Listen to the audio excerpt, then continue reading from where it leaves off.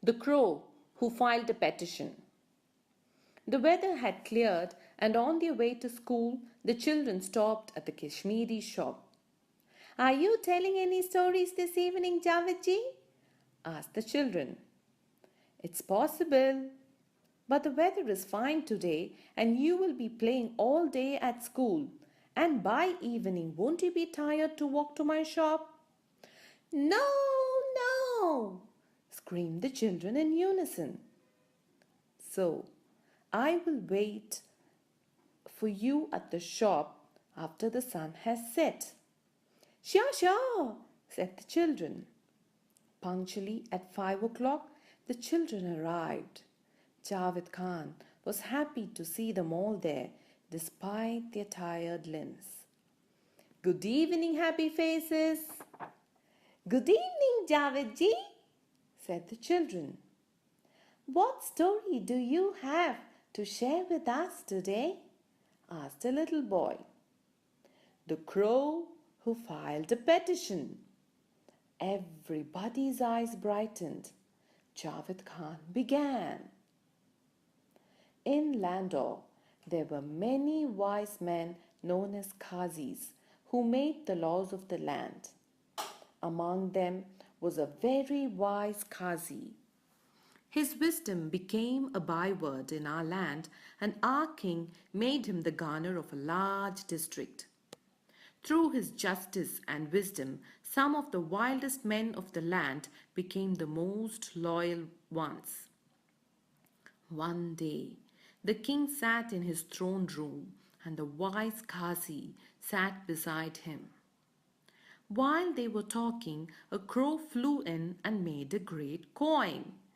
"Quack, quack, quack," went the crow, and everyone was amazed at this effrontery.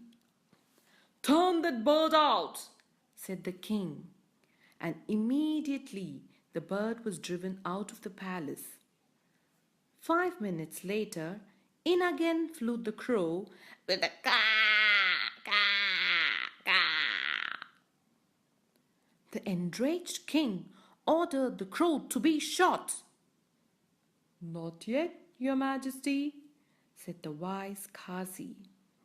"Perhaps the crow too, like the rest of your subjects, has a petition to file before you." "Very well. Let an enquiry be made immediately," ordered the king, and he deputed a soldier to find out what the crow wanted. As soon as the soldier left the palace, the crow flew out and, flying low in front of the man, led him to a handsome chenar tree growing nearby. On arriving there, the crow settled on a nest which rested on a branch which a woodcutter was chopping down. All the time, the crow was cawing loudly. The soldier immediately sized up the situation and ordered the man to cease cutting the branch. As soon as the man reached the ground, the crow stopped making a noise. "Did you not see the bird's nest on the branch before you started cutting it?" asked the soldier. "What is a bird's nest to me?" replied the man insolently. "Perhaps of a little more value than you." Having been provoked in this way, the soldier seized the woodcutter and took him to the king and reported what had happened. The king turned to his Qazi and inquired what punishment should be given to the man of his insolence.